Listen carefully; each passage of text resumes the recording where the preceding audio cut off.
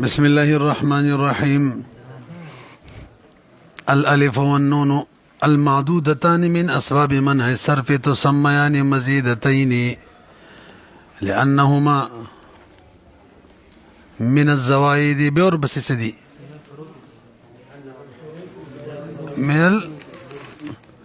من الحروف الزوائد به واو اشتبك واو وتسميان مضارعتين أيضا لمضارعتهما لألفي التانيث في منع دخول تاء التانيث عليهما. خجي آسان سبق دے دا تم سبب دے دا اسباب منع صرفنا او سورلسم بحث دے غیر منصرف دا ابحاثنا. دے کرات دا الف نون مزیدتان بیان کی. اول بے تعریف کو دویم تقسیم بیو کو دو اقسام ہوتا او دریم نمبر به د هر قسم د پاره شرط بیان کو سوشو درې او څلورم به تفریعات وکونو تعریف تقسیم د هر قسم شرط او به تفریعات. اسانه ده کنه نو اوري الف نون مزیدتان لغوي معنی هم د غدانو اصطلاحي تعریف هغه اسم ته ویل کیږي چې دغه په اخر کې الف او نون زائد راغلی د اصلي کلمې نه زائد معنی چې د اصلي کلمې نه یعنی حروف اصلي نه وي. به د الف نون مزیدتان دوا اقسام دی وخت شي تعریف هو شو دویم بحث تراشي. کله الف نون مزیدتان وی په اسم کې یعنی په هغه اسم کې چې دلالت په ذات باندې کوي بغیر د لحاظ د وصف نه ذات محض باندې چې کوم اسم دلالت کوي یا به د هغې په اخر کې راغلی یو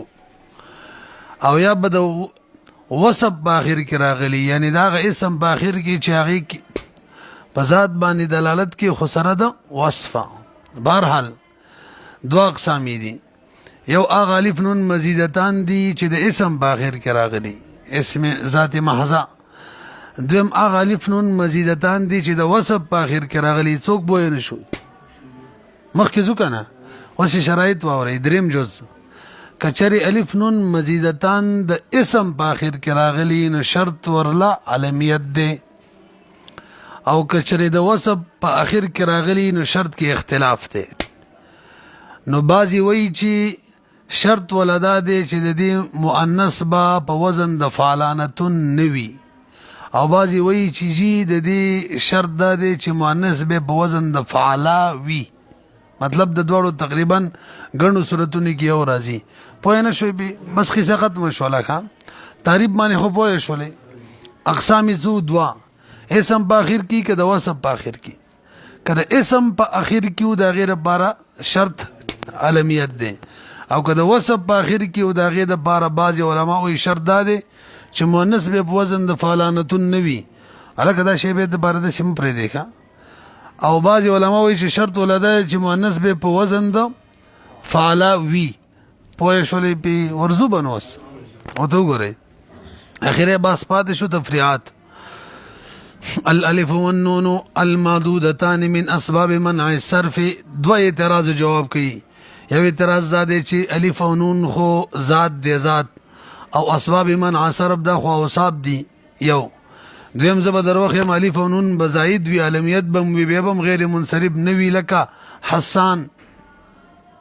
نرسی بی. جواب داری بی الف نون نمبرات زمنگ الف نون مزیدتان دی. الف نون نو الف نون چې کوم د زیادت د پاره راځي هغه وصف دی زیادت او فرع د مزید علیه د پاره. پوه نه شولې دا اعتراض چې دا ذات باندې دلالت کې ختم شو. بھئی منګ الف نون نه یادو من حیث ذات بلکې من حیث زیادت یادو چې زیادت وصف دی کنه. او دویم حسان جوابم ختم شو. حسان کې خو الف او نون چې دي هغه اصلي دي زائده نه دي او زموږ مقصود کم دی. بهرحال الالف والنون کې چې کوم الف لام تاسو تخکاری احادی دی ماحود ورسره وما غالف او نون دي کوم چې مخکې تیر شوي و چې د اصلي کلمې نه وي او زاید وي دو سله خو وږ ما دګدګه نه ګنم پوهېږي خو دغه سوچونه کېدلی اخوا دې خوا ګوري را ګوري. المعدودتان هغه چې معهود دی معلوم اشمار المعدودتان چې هغه شمارل شوي دي من اسباب منع صرفنا به څوک دې ته مزیدتان هم وي او څوک ورته مضارعتان وي څوک ورته څه وي او څوک ورته څه وي دا اصل کې اختلاف د داغي بیان دی پکې واوري هغه ته کې اشاره ده وایم د کوفین رای دا ده کنه چې د الف او نون مزیدتان چې دي کنه دا غیر منصرف والے د دیو د زیادت په وجه دی زیادت په وجه ځکه چې کله دا زائد شو نو دا فرع شو د چا د پاره مزید علیه چا باندې چې زائد شو نو فرعیت غیر منصرف بسبب کې پکار ته کنه نو فرعیت په کومه طریقه را لې چې دا زائد دی دې وجنه ته به نوم څه اخلي الف او نون مزیدتان بصری نورای دا د بی دیو کې دا غیر انصراف چي دی دا د الف مقصوره الف ممدوده د مشابهت په وجه دی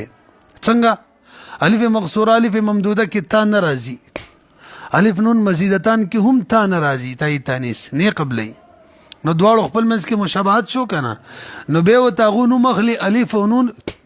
مضارعتان معنا مشابهتان د چا سره مشابه د الف مقصوره الف ممدوده سره پوه نه شوي دا دواړه نمونه چې وتاخلي د بیل بیل حیثیت نه اخلي ووره تو سمیانی دا دوړه مسما کیږي مزیدتین باندې ولی لانهما من الحروف زکه دا د هغه حروف ندي الزوائد دا د حروف زوائد ندي به ور بس وشته کنه دلته و نه دي لیکله وتسميان مضارعتين مرتوي کیږي ايضا لمضارعته ما زکه دا دوړه مشابه دي لالفي التانيث د تانیث د دواړو الفونو سره مقصوره ممدوده سره پڅ کې و سره مشابهت دي مشابهت لري وجعي شبه بیان ک کنه فی منع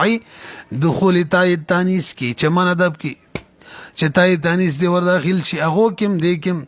علیه ما فال ابن مزینتان باندې وللنحات خلاف بيد نحات اختلاف دی فی ان سببیتهما چې دیو د سببیت لمنع سرب د پاره د څه وجنه دی نو کوفین څه ویل زیادت د وجنه فرعیت د زیادت دی او بصرین ویل د مشابهت د وجنه فرعیت دا دی چې دا مشابه دي الف مقصوره و الف ممدوده مشبہ به دي ناغه اصل شو دا مشبہ دای فرع شو واورا اما لکونه ما ید د وجنه بکی د دې سببیت جوړ شوی د غیر منصرف د پاره چې دا دواړه مزیدتین دي نو دای فرعیت شو وفرعيتهما وفرعيت د دوړو للمزيد عليه د چاره بارا مزید علیه د بارا فرع و اما لمشابهته ما دي د چا سره مشابهت دي لالفي التانيث سره والراجح هو القول الثاني صاحب د جامع وی راجح قول ثاني دي چې د منع صرف وجه زیادت نه لري مشابهت دي تاسو ګورئ د دې د ترجیح دلیل څه دی دلیل دا د رستو شرایط کې راضی چې مؤنث به په وزن د فلانتون نوي راضی کنه مؤنث به په وزن د فلانتون څه مطلب فلانتون تا والا بنوي او دې کې وایي مشابهت وجه دار چې تا نه قبلي هغه سره موافقت را لکنه والراجح هو القول الثاني ثم انهما وصل شيء وباس ختم شوخه تعریف نه تعریف نه حساب شوه چې مویل دویم بحث کې تقسیم وکانا څو اقسام دي کله بد اسم په اخر کې راغلی کله بد وصف اسم نه مراد څوک دی هغه لفظ دی چې دلالت په ذات باندې کوي بغیر د لحاظ د وصف نه دلته اسم نه د اسم مراد دی کم چې فعل او د حرف مقابل لغه اسم نه دی مراد ګوره هغه اسم خو اسم او وصف دواړو ته شامل لې پوه نه شولې به نو اسم کم د سی وایا کا اسم کم چې د فعل او حرف مقابل دی دغه اسم په دوه قسمه دی یو اسم هغه دی چې کم دلالت په ذات باندې کوي بغیر د لحاظ د وصف نه لکه فرض وغیرہ او یو هغه دی چې دلالت په ذات باندې کوي سره د لحاظ د وصف نه پوه شولې به نو اول ته اسم محذو یو دویم ته وصف وي نه کده اسم په اخر کې راغلی او شرط ورلا علمیت دی وته وګورئ کنه پیږي به ثم انهما بيد الف ونون دواړه چې ان کان تا کې چری دا دواړه فی اسم په اسم کې څه مطلب په اسم کې یعنی به قص کې بده سورہ صاحب د کافی ما يقابل الصفه چې صفت مقابل وي د اصل کې اعتراض نه جواب د زبر دروخه ما الف او نون به کې زائد راغلی وي پرې د سیده رست به وکړو دلته مراد هغه دی چې مقابل لصفت وي فإن الاسم المقابل للفعل والحرف فإن دی لك ما يقابل الصفه فإن الاسم ذکر هغه اسم چې کوم مقابل د فعل او حرف دی هغه څو قسمه دی یعنی دی په دوا کم اما الله يدل یا بدلالت نکي على ذات ما پيوزات د ذات باندې لوحظ معها صفه من الصفات چې لحاظ پکې ساتلې شی وي دا غي سره د یو صفت د صفاتونه په دې بدلالت نکي بلکې په سر په ذات به کوي په نه شولې بي د سینه چې زین کې دراشي چې بيخي په ذات دلالت نه کوي نه د څه مطلب دی چې دلالت په داسې ذات باندې نه کوي چې هغه کې لحاظ د صفاتو ساتل شي مطلب بغیر د لحاظ صفات ولا کم ذات دی پاغه بدلالت کوي یا خو بدلالت نه کوي علا ذات ما پداس یو ذات باندې لوحد معها چې لحاظ ساتل شوی د غزاد سره د صفت د صفاتونه پداس بدلالت نه کوي لکه رجل دلته بذات دلالت کی خدا سے ذات خو نه دی کنه چې لحاظ بګری صفاتو ساتل شوی یا فرس او ید الله یا بدلالت کوي پداس یو ذات باندې چې لحاظ به کې د یو صفت د صفاتو ساتل شوی وي لکه احمره کې د حمرت لحاظم به کې ساتل شوی ضارب کې وسو غره هغه کس ذات باندې دلالت شو چې ضرب پکې دی واسب پکې شو نغشن مضروب فالاول يسمى اسما اغه ته اسم وي والثاني دویم ته څه وي صفت وي نو فالمراد بالاسم المذكور دلته ان كان فی اسم چې کافیه کې راغله دي نو مراد به دغه اسم مذکور سره هاونه دلته هو هذا المعنى هغه دا یو معنی ده چې بذات دلالت کوي بغیر د لحاظ د وسبنا لل اسم نه هغه اسم مراد نه کوم چې شامل له کوم چې شامل اسم د دوه اقسام ته ام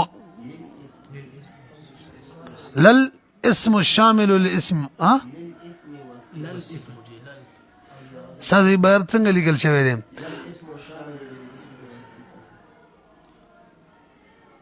هغه اسم نه دی مراد کوم چې شامل له څه ویلو فالمراد بالاسم المذكور هنا هو هذا المعنى للاسم الشامل دغه معنی ده للاسم والصفه لو کې دی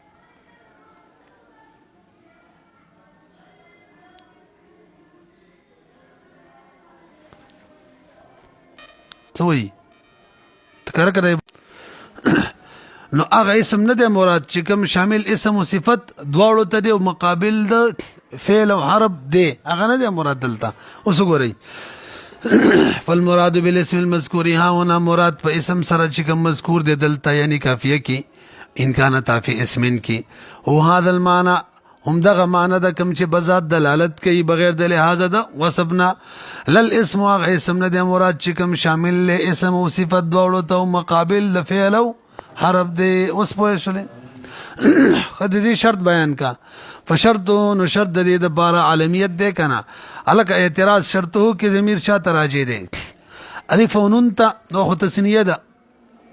دا خو نه صحیح کیږي او کوي چې اسم ته راځي دی نو به خو معنا دا شول چې د اسم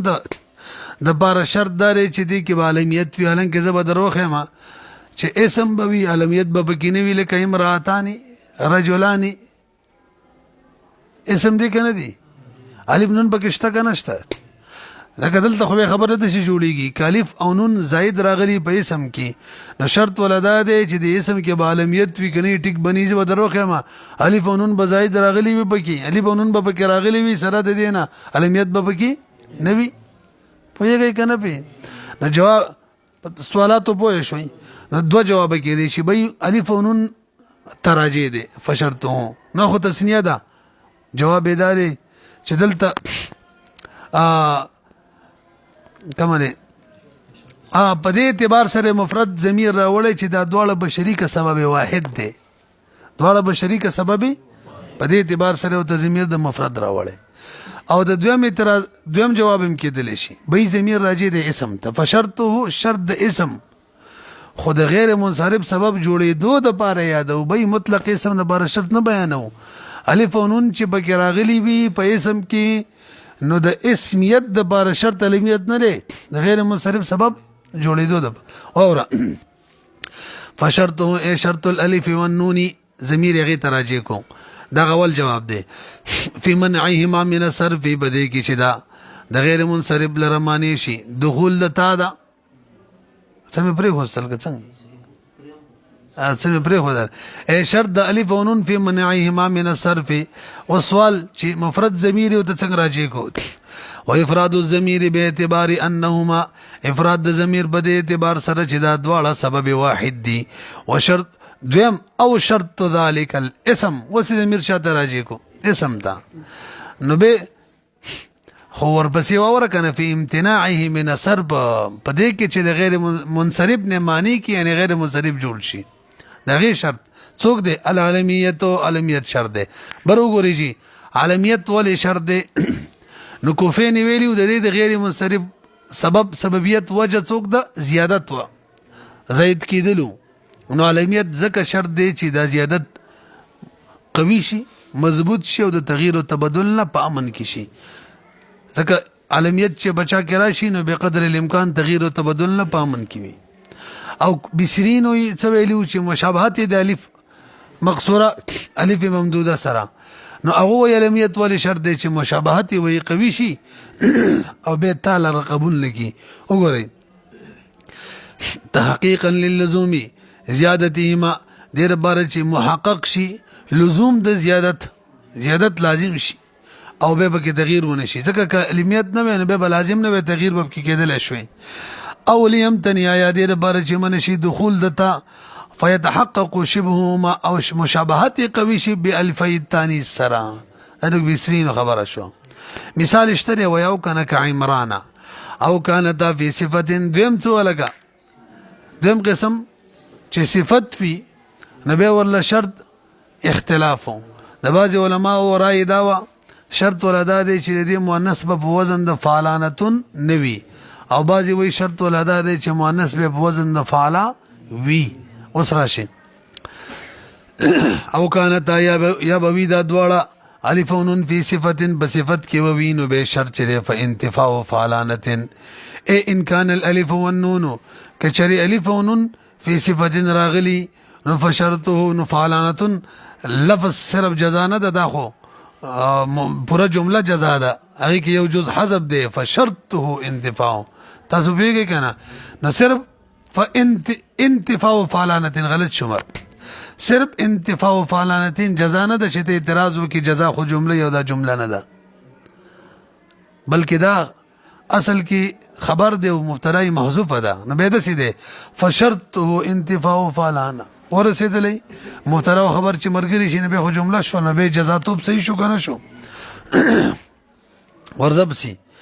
يعني امتناع دخول التاء التانيث عليه اکبر وګورئ اعتراض نه جواب کوي شرط دا ذکر کړلو چې مؤنث به په وزن فعلانه نه راغلي دا سیده نو معترض اعتراض کوي فعلانه بفتح الفاء یاده چې دا بني راغلي کنه فعلانه یاده كتب ذا انتفاض فعلانه بفتح الفاء يادوما چې بفتح الفاء مؤنث په وزن د مؤنث فعلانه راغلي نوي نو به معترض وایي زه بدرو خما الف نون به کې زائدم وي مؤنث به د فعلانه په وزن نم وي به هم غیر منصرف نوي نه پیږي په لکه عریان چیرې د دې مؤنث عریانتون دی فعلانتون دی نو فعلانتون خو نه دی کنه تا ویلو شرط ولدا دی چې مؤنث به په وزن د فعلان دلته نه دی کنه او کته چې نظم مراد فعلانتون دی چې مؤنث به په وزن د فعلانتون نوي بضم الفاء نو به بل اعتراض بې ندمان منصرف دی کې غیر منصرف ویجی دا منصرف دی پکار دار چې دا غیر منصرف ولې د دې مؤنث خود فعلانتون په وزن نه ده فعلانتون ده ندمانتون ده په سوال پوه نه شولې که شریته انتفاع د فعلانتون بوي نو پکار د چې اوریانتون اوریان چې وې دا غیر منصرف وې ذکر هغه مؤنث فعلانتون پوزر او کته وې چې انتفاع د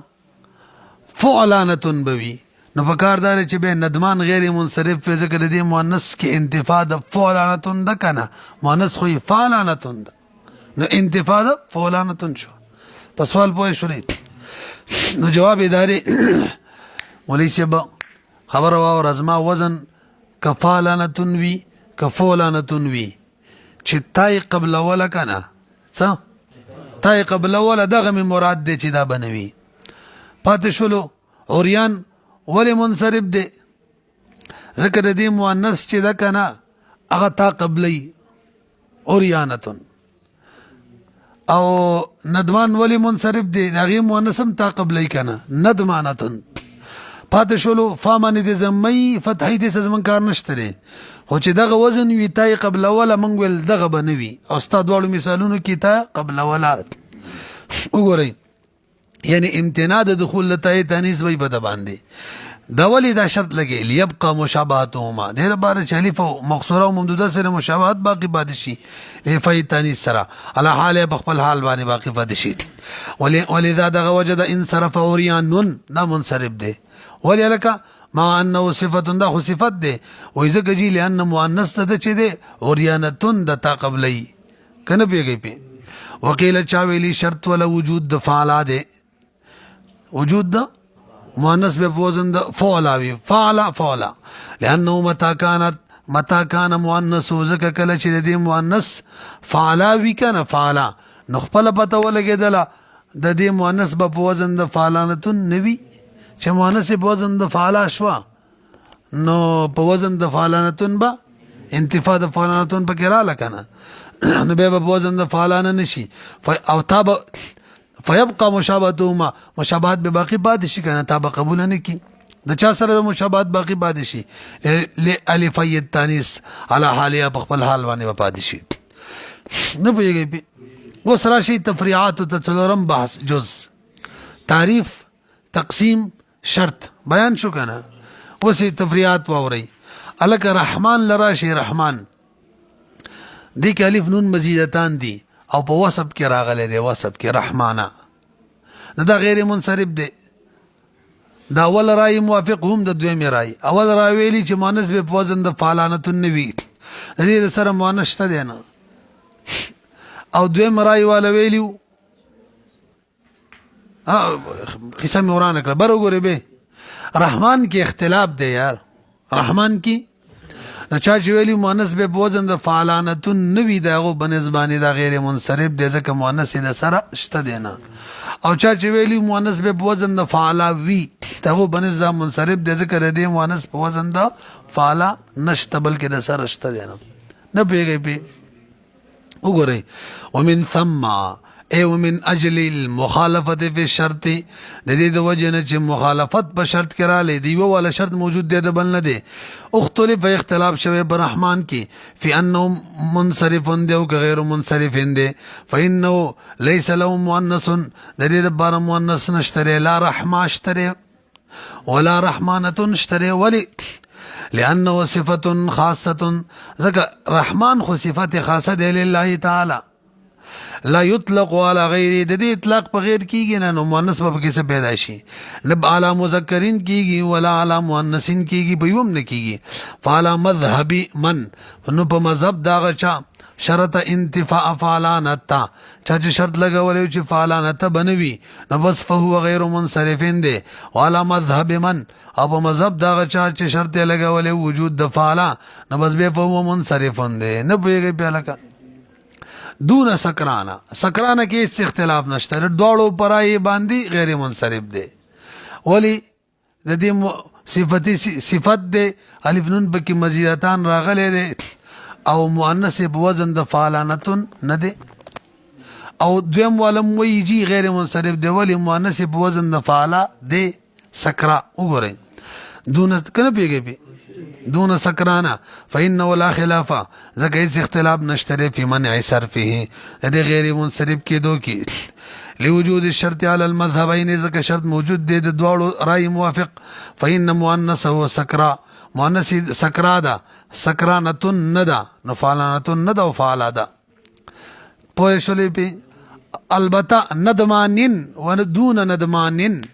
سیول اختلف فی رحمانا دون سکرانا وندمانن دون سکرانا اختلاف پر رحمان کې دی دون سکران کې نشتره دا غیر منصرف دی وندمانن کې نشتره دا منصرف دی اتفاقا پیږي کنه کوم عبارت راوړې کمال کړي بکی ندمانن ولی الکه منصرف دی اول رای واله ویلیو چې د دې مؤنث په وزن د فعلانتون نوی د دې دا دوی مې رای واله ویلیو شرط ولدار چې مؤنث په وزن د فعلا وی د دې نه ده لہذا څه شو منصرف شو وګورئ فإنه لا خلاف في صرفه مخکې خلاف في منع صرفه دلته في صرفه او دې خبره ته صرف پدې کې اشاره وکړه سکرانه تنوین جری ورنکو او ندمانین دې کې ولا ورکو على المذهبين لأن مؤنث دې چې دې ندمان دې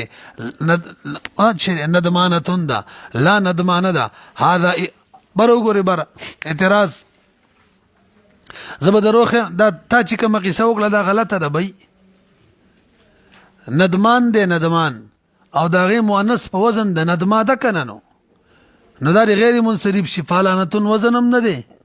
او د دوی مرای موافق فعلا وزنم دی نو غیر منصرف شو کنه شو نو جواب کوي به اصل کې ندمان دو دي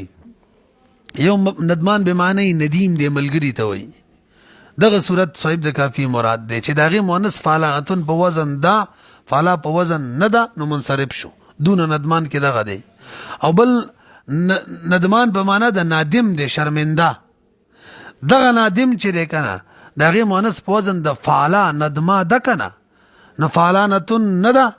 او فعلا ده نو هغه غیر منصرف دی هر صاحب د کافی مراد نه دی وره کنه نه پوهه نشوي